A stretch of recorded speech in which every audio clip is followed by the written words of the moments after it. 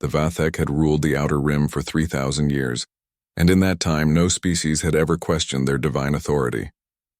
They descended from the stars in ships that bent light itself, their crystalline forms towering over the primitive civilizations they encountered. They demanded worship, tribute, and absolute obedience. Those who complied prospered under their divine protection. Those who resisted were reduced to ash, their worlds left as monuments to the price of defiance. By the time humanity discovered faster-than-light travel, 17 civilizations knelt before the Vathek. The galaxy had learned its lesson. The gods were real and they were merciless. Lieutenant Lisa Chen stood on the bridge of the UHSF Prometheus, her dark eyes fixed on the view screen displaying the Vathek world ship. It was massive, a floating cathedral of impossible geometry, pulsing with energy that registered off every known scale. Around her, the bridge crew worked in tense silence, their faces illuminated by the soft glow of their stations. "Scanning complete, Captain," Max Rivera called from tactical, his fingers dancing across holographic displays. "Their shields are... Jesus, they're generating a quantum flux field that shouldn't be theoretically possible. If they fire on us, we won't even see it coming." Captain Sarah Okonkwo nodded slowly from her command chair. "And yet here we are." "Lieutenant Chen, status on the diplomatic package?" Lisa pulled up her console, reviewing the data one final time. "Ready for transmission, ma'am. Though I'm not sure they'll appreciate what we're sending." 3 weeks earlier, the Vathek had arrived at Kepler 442b, a human mining colony of 40,000 souls. Their herald, a lesser Vathek priest, had descended in traditional fashion, demanding that humanity acknowledge the eternal hierarchy and surrender 30% of all resources as tribute to the gods.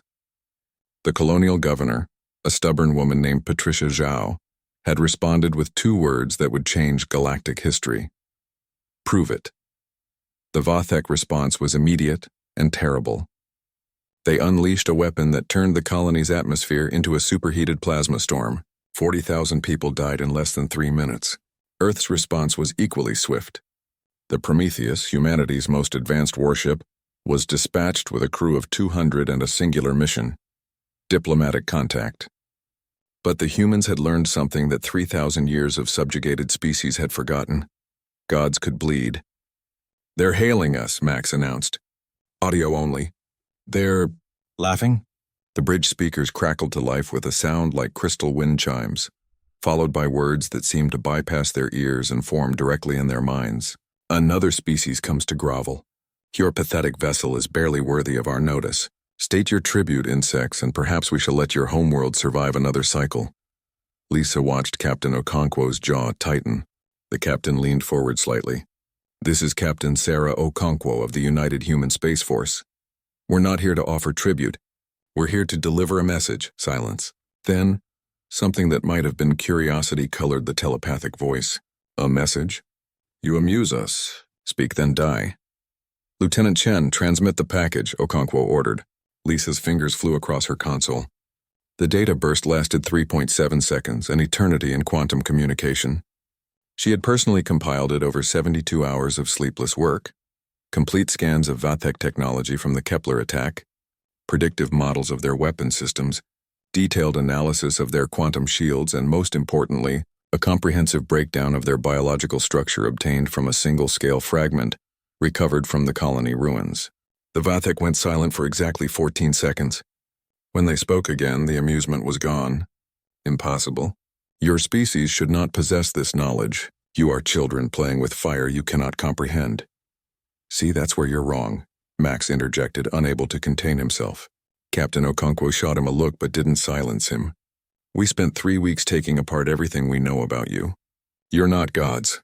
You're silicon-based organisms with advanced technology and a superiority complex. Your quantum shields, they operate on a rotating frequency we've already mapped.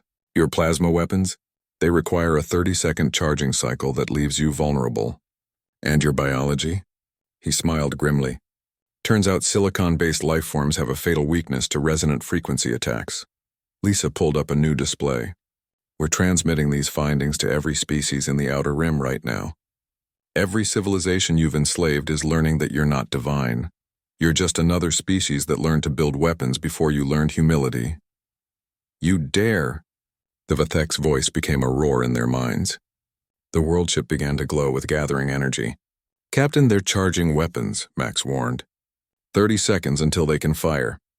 "Lieutenant Chen, activate Protocol Prometheus," Okonkwo said calmly. Lisa's hand hovered over the control for just a moment. This was it, the line between first contact and first strike. She pressed the button. The Prometheus had been built with one purpose hidden beneath its diplomatic exterior. It was a weapon. Not a conventional weapon, but something humanity had developed in secret. A resonance cannon designed specifically to exploit the frequency vulnerability in silicon-based molecular structures. The ship's entire hull was essentially one massive speaker. The sound that emerged wasn't audible in the traditional sense. It was a wave of precisely calibrated quantum vibrations that passed through shields as if they weren't there. The Vathek world ship shuddered. Its perfect crystalline surface began to crack, spiderwebs of fractures spreading across its hull.